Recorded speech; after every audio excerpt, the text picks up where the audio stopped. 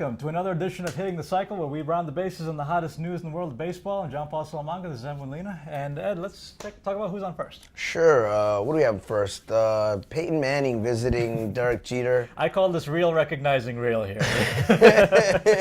We have Peyton Manning paying his respects to Derek Jeter, who's going to be retiring at the end of the season. I thought that was a rather nice little thing from one Hall of Famer to a future Hall of Famer. Hasn't Jeter been slobbered enough in his career? I mean, he's got the gift baskets for it. Yeah, it's enough slobbering with him. Gift baskets. Yeah. Well, nice little classic touch here. What do we have on second? On second, we had the Tampa Bay Rays beating the Yankees, and now this is bringing to light a very open AL East race for the first time in quite some time, really. The funny thing is, the AL East, it's normally been a division where there's been a clear runaway. It's either the Yankees or it's the Red Sox. Sometimes, every now and then, on an off year, it'll be the Rays. This time, beginning of the season, it's very little in terms of separating the teams right now.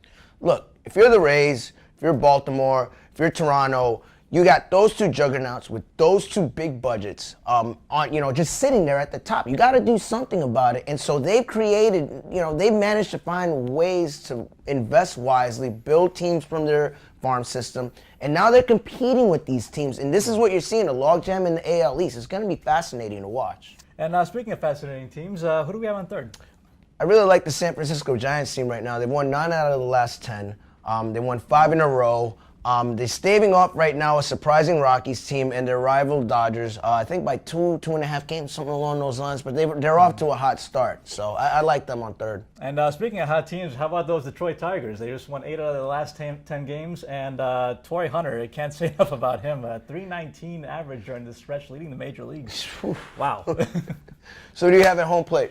At home plate, we had Yasiel Puig over the weekend. He got a little shaken up when he was trying to make a saving play for the Dodgers. But this kind of brings up to a very good question right now. I mean, if he obviously avoided a major injury right now, but season's only a month old now, and we had Jose Reyes is down.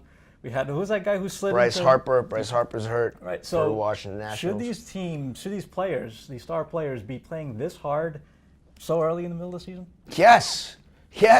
For what if I'm an owner, for what I'm investing, yes. Because look, if injuries are a part of the game, they just are, and you have to play 100%, or you're going to get even more hurt. It's just, you got to go hard, and that's just the nature of the beast. And see, I get the whole, you have to play hard every day. That's a mentality you should have. But at the same time, thinking about it from the long-term standpoint, I can understand playing hard in the playoffs or in the World Series, or in the home stretch of the season when you're trying to get into the playoffs. But so early in April and May, there are no awards in May. I mean, there's a 162 game long season, and you got to really just be able to pace these things out. Simple solution. If you want less injuries, cut it down from 162 games to less games. It's that simple. It's a marathon. So if you're that worried about it, then shorten the season. Otherwise, get over it. Injuries are part of the game.